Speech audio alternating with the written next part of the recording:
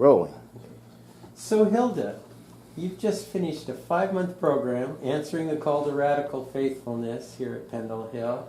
And I'd be interested in sort of, when you first heard about it, what spoke to you? Why did you think it might be valuable to you? Because I met Jen, and I was introduced to her by Jim, and he knows that I do social justice issue work with the anti-racism of the United Methodist Church. And in that context, she thought it would be very important for me to be part of this and asked would I be willing when they finally got the program together.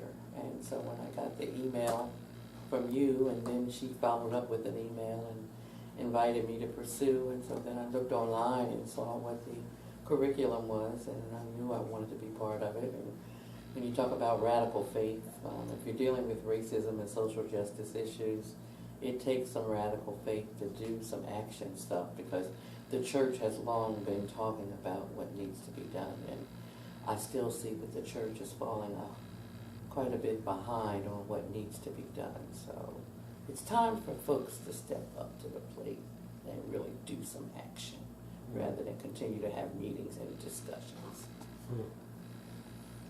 Great. So what are some of the experiences in being part of this learning community or the curriculum that you found valuable to you in your life and work? Well, after doing anti-racism work for over 20 years and just recently retiring, I thought I was going to go home.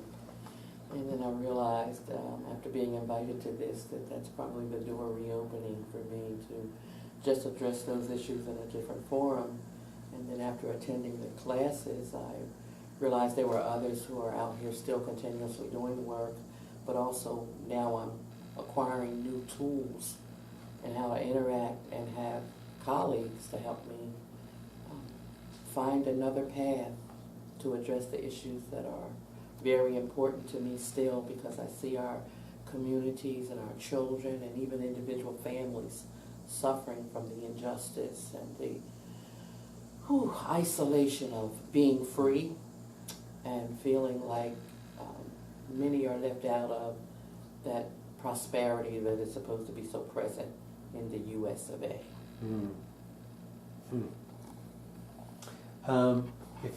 If you were to recommend this to other people, what would you tell them about why this might be valuable for you if you care about faith and activism?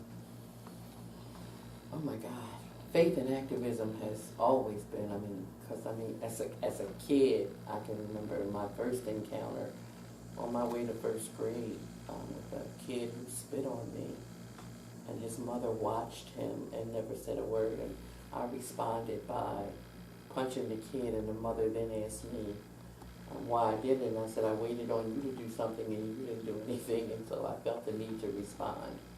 And I guess I probably wouldn't do that today, but there are so many issues that still confront us. When you consider that was over 50 years ago, we've still got many issues that our young children are dealing with based on injustices, looking at who you are and not fitting in, or others not feeling that you belong.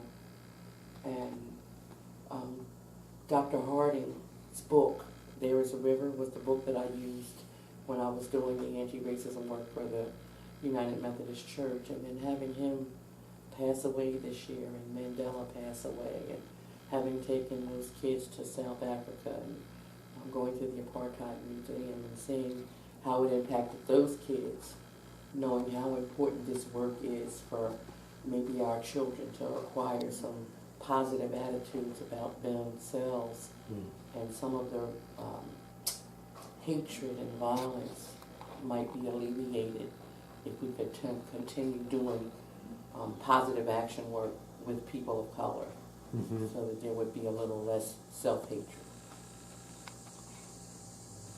Thank you.